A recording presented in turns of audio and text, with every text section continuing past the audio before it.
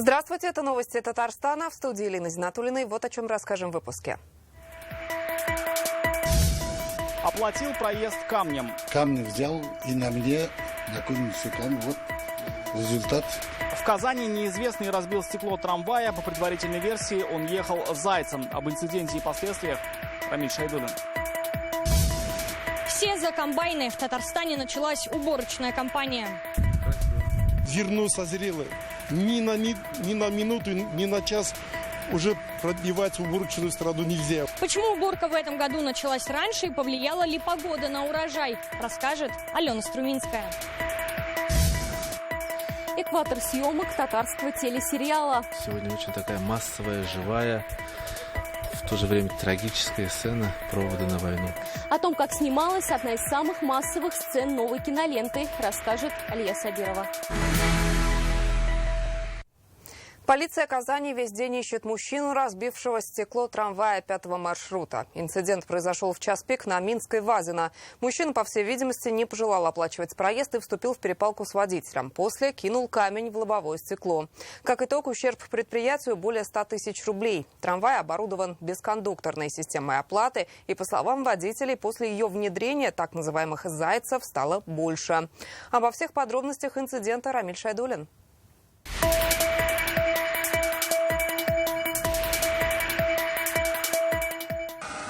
Эти кадры сняла камера, установленная в салоне трамвая. Мужчина выходит на рельсы и бросает камень в лобовое стекло. Позже выяснится, инцидент произошел на Минской. Мужчина оказался безбилетным пассажиром. Об этом рассказал водитель. Сначала вот боковой, у нее ключи был из квартиры, это от замка. Сначала это бок был, 2-3 раза ударил, ничего не получилось. И потом вперед, вот камень взял, вот. Результат. Дильмурод Ишмирзаев рассказывает, все началось с нежелания платить. Трамвай оборудован бескондукторной системой, где число оплаченных проездов видно на экране терминала. По словам водителя, перед инцидентом пассажиров было больше, чем купленных билетов. Смотрю, салон битком, никто не платит. И один пассажир подошел, говорит, едем, оплачивали. А какой разница, туда-сюда сразу грубо. И поматериться начал. Сегодня уже в трамвайном депо видно, какими последствиями обернулась внезапная вспышка гнева. Лобовое стекло полностью под замену. Здесь видно, что даже снять его задача не из простых, чего и говорить о его полностью новой установке. Нужно и купить стекло, и привезти его, и поставить. А это простой транспорт и, соответственно, дополнительные материальные расходы. Как заявили в депо, каждый день простоя предприятию обходится как минимум в 25 тысяч рублей. На данный момент предприятию нанесен ущерб более чем на 100 тысяч рублей. Трамвай будет находиться в депо как минимум 2 суток, после чего сможет работать дальше на линии. После инцидента Метроэлектротранс вызвал полицию. Речь идет не только о порче имущества, но и потенциальной угрозе водителю и пассажирам. Не просто разбил трамвай, он ведь разбил стекло камнем. А если бы он не в стекло попал, а пассажир рядом стоящий или водитель. Мы со своей стороны призываем этого человека прийти, покаяться, возместить ущерб. И тогда инцидент закроется. Как сообщили на предприятии, новыми системами бескондукторной оплаты оснащены все троллейбусы со следующего понедельника и все трамваи. Удобно все. С деньгами не возишься. Водители отмечают, с внедрением бескондукторной оплаты проезда зайцев стало значительно больше. И с этим, говорят транспортники, нужно бороться. Удачные примеры есть у соседей. В нашем регионе, то есть в другом, откуда я приехал, наша местная власть приняла законы на местном уровне и начали штрафовать пассажиров. И каждую неделю мы ловим, там в Ульяновске ловят 400-500 пассажиров. Пассажиры начали выбирать, или оплатить им 38 рублей штраф, или 42 рубля за проезд, или оплатить штраф, например, 1000 или 2000. Это первый случай, когда пассажир общественного транспорта в Казани так повел себя на требование оплатить проезд. Рамиль Шайдуллин, Данил Филатов, ТНВ, Казань. В Казани избрали меру пресечения организатору полетов в Камском устье. Во время следствия мужчина будет находиться под подпиской о невыезде. Этот режим действует до конца расследования причин авиакатастрофы легкомоторного самолета. Напомним, после трагедии 10 июля было возбуждено 2 уголовных дела. Оказалось, что у компании «Летай с нами» был судебный запрет на коммерческие воздушные перевозки. Отсутствовала лицензия, а пилот не проходил медосвидетельствование. В Татарстане стартовала уборочная кампания. В 9 районах комбайны собирают озимую пшеницу. Активнее всего работа идет в Спасске, Аксубаево и Дрожжином. Жатва в этом году началась на неделю раньше. Из-за жаркого и засушливого лета зерно уже созрело. И это несмотря на сильные холода в мае. Повлияла ли погода на качество зерна и какие прогнозы на хлеб? В репортаже Алены Струминской.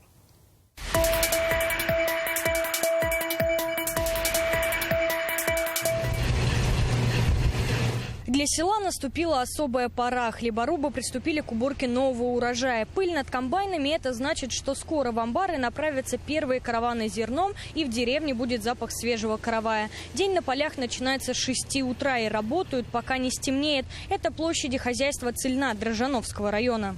Пока урожайность 52-53 сотни раз гектара. Но на этот год это неплохой урожай.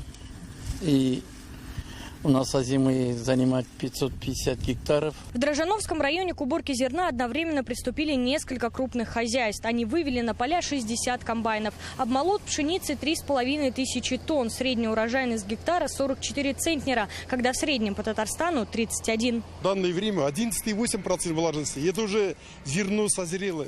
Ни на минуту, ни на час уже продлевать уборочную страду нельзя. Пшеница на полях уже созрела. Повлияло аномально жаркое начало лета. Поэтому к уборочной страде приступили на неделю раньше. В этом году погода несколько раз заставала аграриев врасплох. Холодный май, засушливый июнь. При этом прогноз на урожай позитивный. В среднем по урожайности я бы сказал, что очень плохо. В среднем где-то 43 центнера с гектара выходит, но на это повлиял агротехнологии, применяемые в хозяйствах. Это и большое количество удобрений, которое было внесено, и это дает свои результаты. Надеемся на хороший урожай и на хорошие цены. В первую очередь аграриям предстоит собрать озимую пшеницу. Важна каждая минута работы на полях, она практически не прекращается. После приступят к сборке озимого рапса и яровых культур. Берем образец зерна, щупом 2 килограмма на анализ.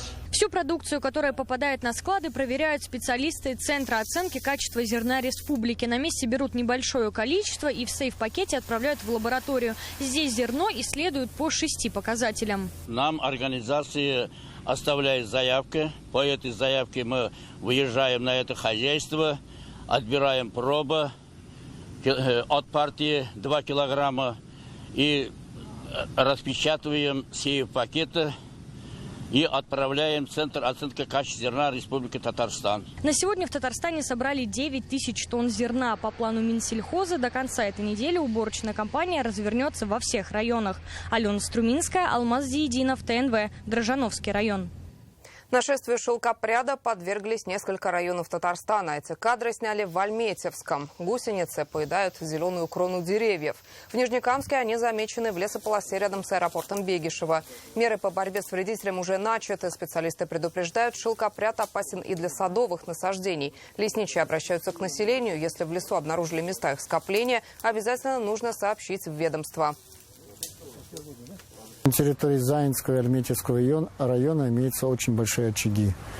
По Заинскому муниципальному району в нашем лесничестве поражено около 10 тысяч гектар леса. Более 650 тысяч сообщений в систему «Народный контроль» получили с начала года в Татарстане. Как идет работа с обращениями, журналистам сегодня рассказала уполномоченный по правам человека Сырья Сабурская. Больше всего жалоб по дорогам, благоустройству и инфраструктуре, ЖКХ, экологии и здравоохранению. За последние 2 недели стало больше нареканий к работе общественного транспорта. С чем это связано, в нашем репортаже. Тут стоит человек, ждет, вот информационное табло стоит, вот сейчас тоже 35 минут, а иногда стоит 57 минут, час. Вот человек как должен не опаздывать на работу? Гульгина Валиахметова ездит на работу на 2-м автобусе. Раньше он курсировал от станции метро Аметьево до Юдина. Теперь доезжает лишь до ЦУМа. Приходится вставать раньше, чтобы добраться с пересадкой. Если уж так изменили, додумали бы до конца. Решили бы так, поставили бы настоящее расписание. Вот автобус придет именно в это время, например, 10:30. И народ, чтобы мог выйти на 10:30. И не опоздает, сядет и уедет. Одни сократили, другие продлили. Схема движения общественного транспорта в Казани изменилась с 8 июля. 2 маршрута отменили, 10 ездят по новой схеме. Все это должно было сократить время ожидания. Однако пассажиры говорят, пока наоборот. Раньше двойка ходила нормально, 15-20 минут расстояние было. И кондуктор был, значит, и все было, и 30-й ездил. А сейчас последний раз, значит, 30 минут приходится ждать 30-й автобус, потому что у него удлинили маршрут, значит, сделали от Дуслык до Юдина. В настоящее время очень большое число обращений, актуальные вопросы общественного транспорта. С начала года только на портале «Народный контроль» по работе общественного транспорта получили 1300 обращений. Как сегодня отметила омбудсмен Сырья Соборская, 887 удалось решить. Жалуются чаще всего казанцы, челнинцы, жители Высокогорского, Зеленодольского, Лаишевского районов, Альметьевска, Пестрецов, Елабуги и Бугульмы. Проблемы самые разные. Несоблюдение графика движения, недостаточное количество автобусов в час пик и вечернее время, о необходимости изменения класса и количества автобусов на действующих маршрутах, введение новых маршрутов, неудовлетворительные условия проезда, содержание остановочных платформ. Очень неудобно, когда приходят старики, пенсионеры, уставшие, с сетками и не могут сесть. Хоть и маршрут он каждые 5 минут идет, но он заполненный.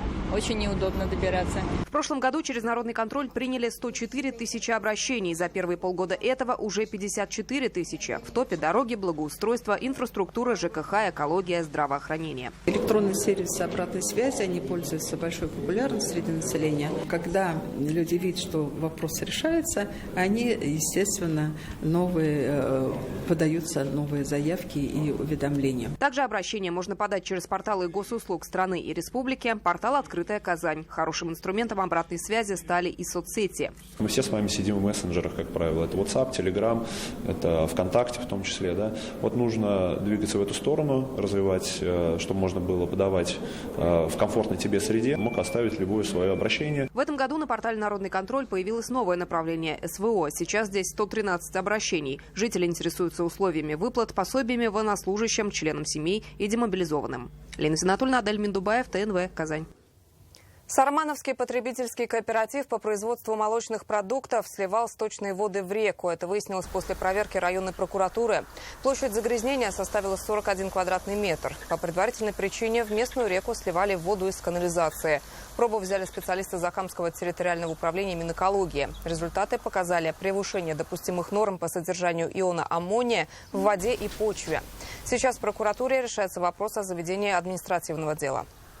Итогом проверки прокуратура внесла в адрес председателя кооператива «Сарманпродукт» представление с требованием устранить нарушения. Акт прокурорского реагирования находится на стадии рассмотрения. Решается вопрос о возбуждении дел об административном правонарушении по статьям «Нарушение правил водопользования», «Самовольное занятие водного объекта» или «Пользование им с нарушением установленных условий», «Порча земель». Фактическое устранение нарушений находится на контроле прокуратуры. В Татарстане стали чаще выявлять онкологические заболевания на ранней стадии. В этом году 791 случай. По сравнению с прошлым годом это больше на 7%. Результаты реализации публично поставленных целей Минздрава сегодня обсудили эксперты-общественники.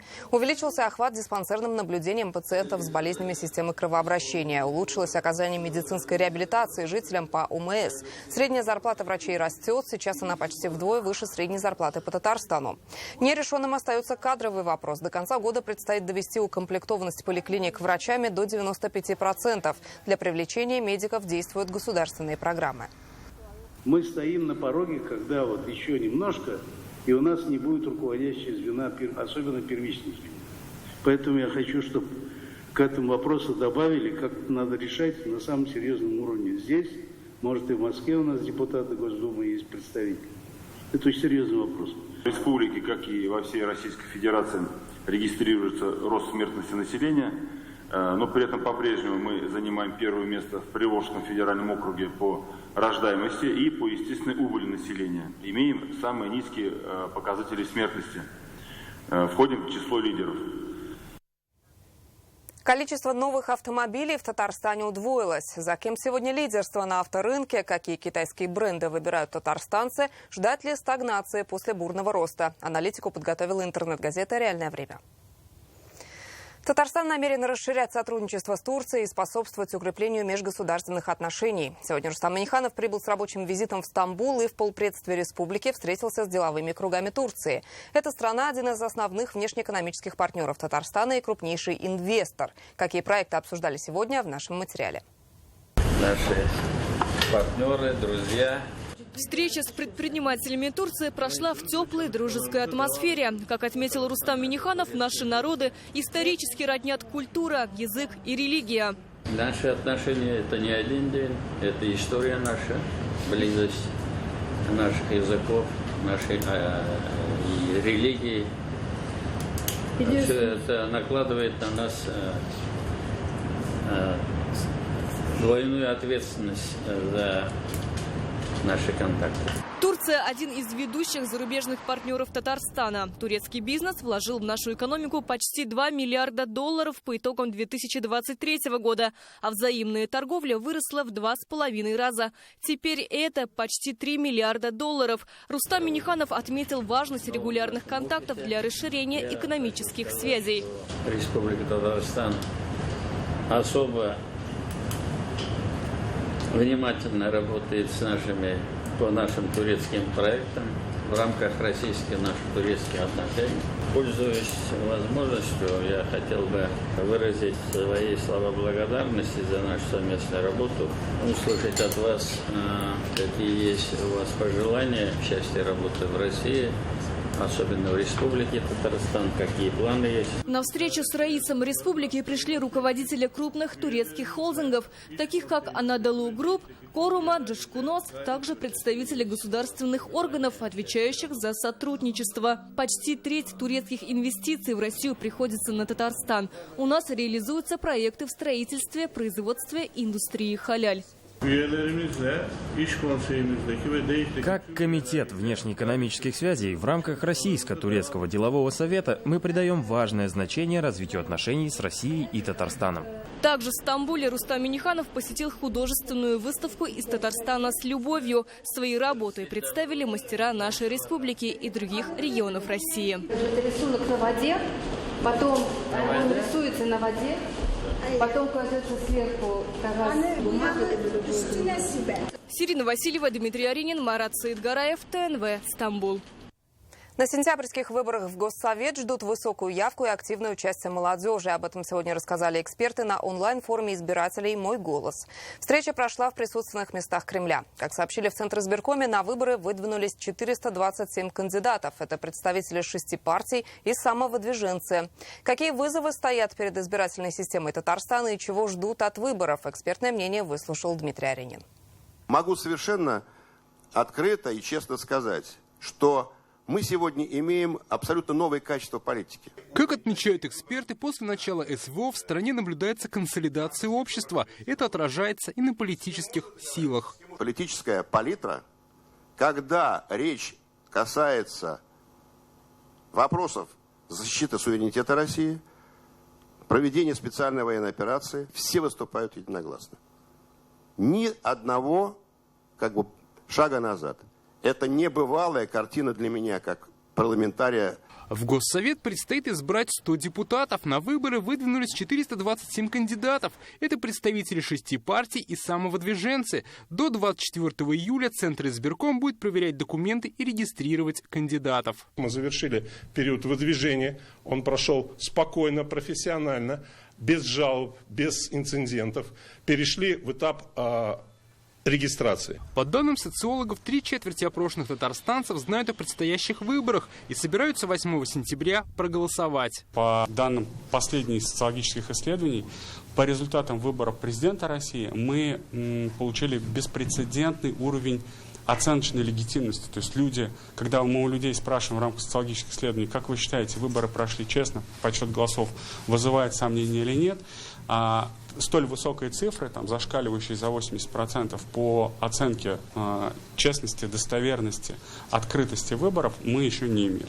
На выборах в Госсовет будут работать 2700 избирательных участков. Сейчас стоит задача, чтобы как можно больше людей узнали о предстоящем голосовании. Ждут 17 тысяч впервые голосующих. Особое внимание уделят гражданам с инвалидностью. У нас сегодня порядка 268 тысяч избирателей, но имеющие инвалидность. И, конечно, вот здесь стоит стоит вопрос, прежде всего, обеспечения доступности избирательного участка.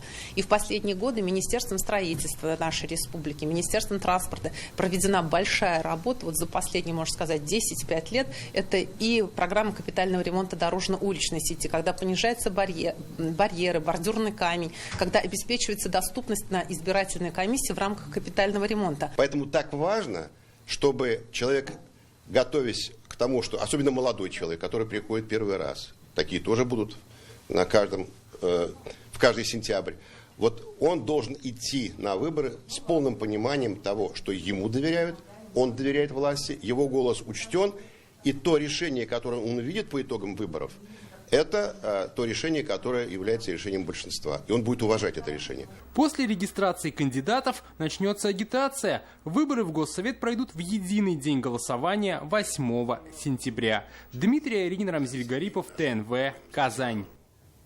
Татарстанцы, заключившие контракт на военную службу, получат единовременную выплату до 1,5 миллиона рублей уже спустя месяц после прибытия в воинскую часть. Деньги перечисляют на счет банковской карты. Об этом рассказали в ходе телемарафона «Вступай в армию Победы». Он прошел накануне на нашем телеканале. Сумма складывается из выплат от республики, Минобороны, городов и районов Татарстана. На выплату до 1,5 миллиона рублей могут рассчитывать не только татарстанцы, но и жители других регионов, а также иностранные граждане, подписавшие документ в нашей республике. Заместитель руководителя центра «Батыр» Тимур Сафин разъяснил порядок подписания. Для этого необходимо оставить заявку по указанным на экране номерам. После этого прийти в военкомат или пункт отбора. При отсутствии банковской карты в центре помогут ее оформить. В течение дня человек приходит к нам, и к вечеру у него уже статус военнослужащего. В последнее время приходит много молодежи, это от 30 до 35 лет. Все-таки пошла тенденция того, что более молодое поколение начало к этому относиться серьезнее. Столетний юбилей отмечает Хайруддин Салахов, старожил республики, участник Великой Отечественной войны, житель села Утимишево, Апастово. Его от имени Владимира Путина и Рустама Минниханова поздравил руководство района. На празднике ветеран вспоминал, как в 18 лет отправился на фронт, прошел Сталинград, Курскую дугу. После ранения вернулся домой, работал на ответственных должностях. С супругой воспитали 4 детей. Сейчас юбиляра окружают внуки и правнуки. Хайруддин Абы с интересом следит за жизнью республики и страны, смотрит новости и читает газеты. В Пестрецах открыли новую современную производственно-административную базу местного РЭС. Поздравить новоселов приехали глава района и руководство сетевой компании. У Пестречинского РЭС на следующий год юбилей – 65 лет со дня образования. Мария Захарова, ветеран-энергетик, помнит, как все начиналось. В 1960-м она пришла сюда, окончив техническое училище. За эти годы маломощная подстанция превратилась в серьезный энергетический узел и центр по обслуживанию потребителей. Сами Пестрецы – в динамично развивающийся район. Для Марии Ивановны и всех ветеранов-энергетиков, начинавших трудовой путь в суровых условиях, фактически в бараках и чистом поле, этот день особый, со слезами радости на глазах. Праздник для меня сегодня. Громче, друзья, громче! Символичный ключ из рук строителей принимает нынешний руководитель Пестречинского РЭС Леонид Назаров. Рядом один из ветеранов-энергетиков и прежних руководителей Александр Пашин. Вся церемония открытия проникнута идеями преемственности. Ветераны передают молодежи не только опыт, но и напутствие – держать планку. Ведь задачи, которые стоят перед Пестречинским РЭС, грандиозные. Район – один из самых быстро развивающихся в республике, особенно по темпу ввода жилья. Соответственно, повышенная нагрузка и на электросети. Это же все ложится все равно на плечи энергетиков. Каждая лампочка должна ведь загореться. Поздравляем, мужики! Поздравления принимают все работники Пестречинского РЭС. А это более 60 специалистов, инженеров, диспетчеров, электромонтеров, контролеров, водителей. Удивительно все сделали. Красиво, хорошо, вообще отлично. Отдельные слова благодарности в этот день строителям и проектировщикам. Построили за 10 месяцев, результатом очень доволен, на 100%. Все, что мы задумали, все было реализовано. Пестречинский район, он очень сильно развивается. Энергетика нужна, газ нужен, дороги нужны, условия нужны. Конечно, впереди паровозы, все должно быть связано с электроснабжением. Как говорили на открытии, новый РЭС не только свежее прочтение облика древних сел республики, но и новые экономические возможности, что соответствует миссии сетевой компании. С заботой о каждом, с энергией для всех. Светлана Звонарева, Тимур Бекмурзин, Александр Лобанов, ТНВ, Пестричинский район. В Нижнекамске за выходные 2 человека пострадали от укуса змей. В Центр экстренной медицины были доставлены 36-летний мужчина и 67-летняя женщина. Оба собирали ягоды в лесу. Сейчас за их состоянием следят врачи. Специалисты рекомендуют при походе в чаще соблюдать меры предосторожности. Но если вас все-таки укусили, то следует незамедлительно обратиться в травмпункт. В Казанском лесопарке Лебяжье открыли новую экотропу. Маршрут в 2,5 километра разработал Казань-Оргсинтез. Он знакомит жителей и гостей Татарстана с уникальной флорой и фауной леса в черте города.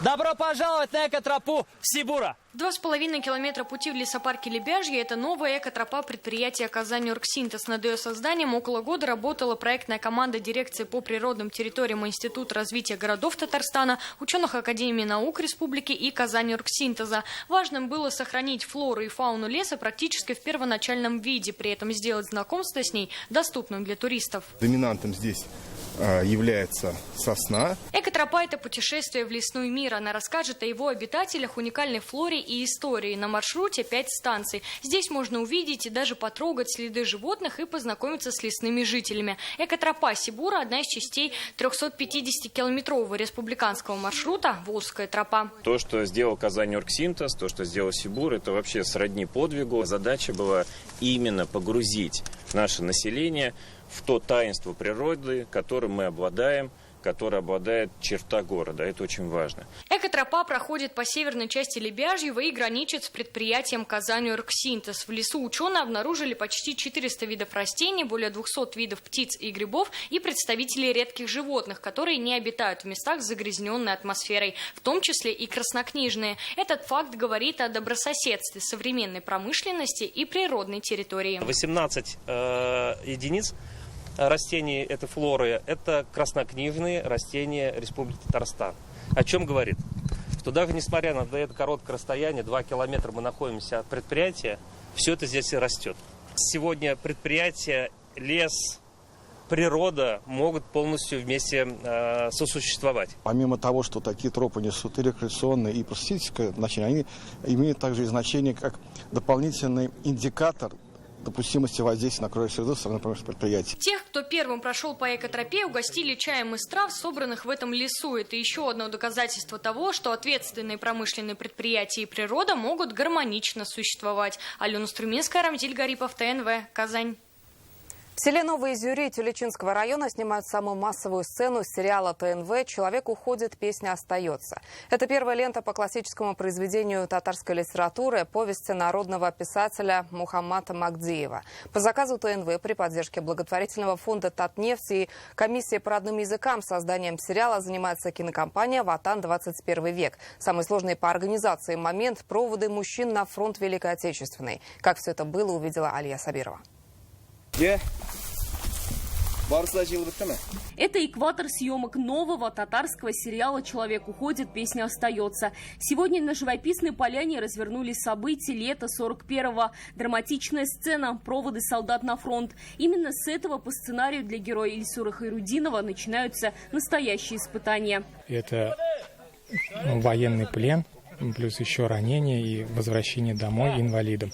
Такая трагическая судьба у человека, И вот автор, когда задает героя, мне кажется, все эти персонажи, герои, они из жизни взяты. На съемочной площадке одновременно 100 человек. На день актерами стали и жители деревни. Женщины испекли хлеб. Мы здесь участвуем с семьей, 2 сына и вот доченька моя. Для этого сцены мы специально спекли хлеб. Всегда так провожали раньше на войну. В этой сцене участвуют и лошади. Повозки для них привезли из Пестрецов и Зеленодольска. Это исторические реликвии, которые хранятся в музеях. Одну из лошадей оседлал Ринат Низамов, студент Казанского театрального училища. У нас была лошадь, и дедушка постоянно меня сажал с 5 лет. Потом уже это более переросло в большее русло. Я сам начал скакать на сабантуях. Для меня это самому опыт. Очень рад, что они сейчас пригодились.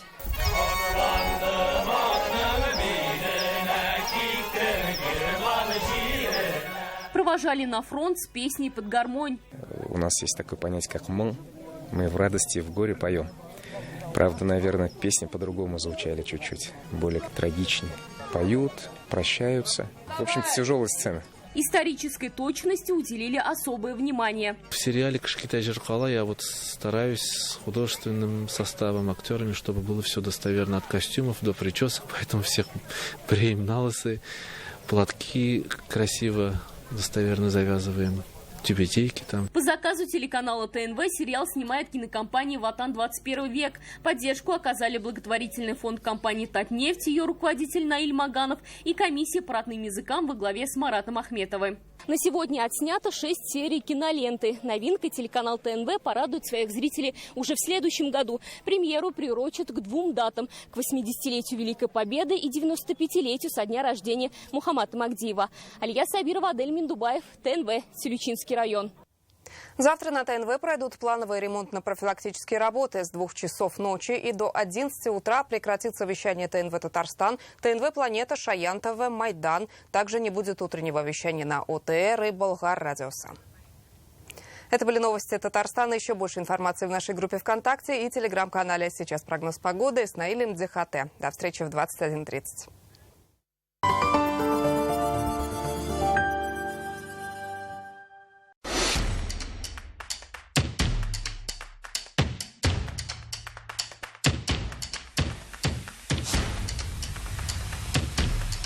Жилой комплекс «Алтын-Яр».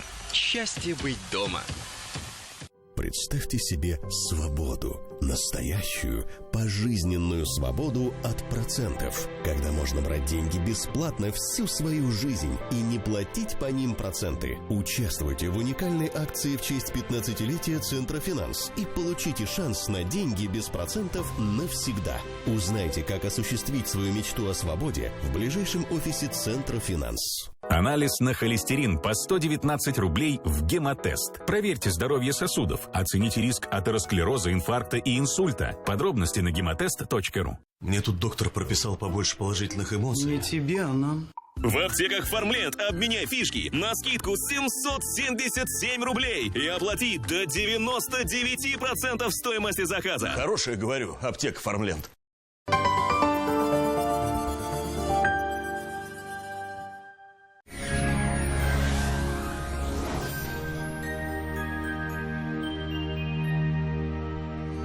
Здравствуйте, Исянмисыс. Татарстан в ближайшие сутки окажется под влиянием поля повышенного атмосферного давления. Сейчас подробнее.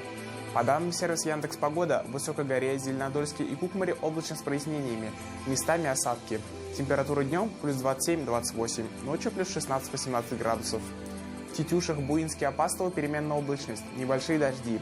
Температура днем 26-29, ночью 16-19 градусов тепла. В Мамадыше, Новошишминске и Черемшанах облачно местами с прояснениями, преимущественно без осадков. Температура днем плюс 26-27, ночью 14-19 градусов. В Актаныше, Нижнекамске и Менделеевске переменная облачность, без осадков. Температура 26-27, ночью 15-18 тепла. В Альметьевске, Бугульме и Азнакаево температура днем 24-26 градусов, ночью 14-15 градусов выше 0. Здесь будет облачно с прояснениями, без осадков. В туристических городах республики также ожидаются высокие температуры и сохранится вероятность дождей. В Свияжске температура днем 28, ночью 18 градусов тепла, переменная облачность, небольшие осадки. В Болгарах днем 27 градусов, ночью около 19 градусов выше 0. Здесь будет облачно с прояснениями, без осадков. В Елабуге температура плюс 27 градусов днем. Будет пасмурно, но дождей не ожидается. Ночью 17 градусов тепла. В Казани переменная облачность, днем без осадков, ночью местами дожди. Температура днем составит 29 градусов тепла, ночью 19. Атмосферное давление выше нормы, 756 мм ртутного столба. Ветер северо-западный 2 метра в секунду, влажность 33%. Магнитное поле Земли спокойное. Это все о погоде. Я с вами прощаюсь. Всего доброго.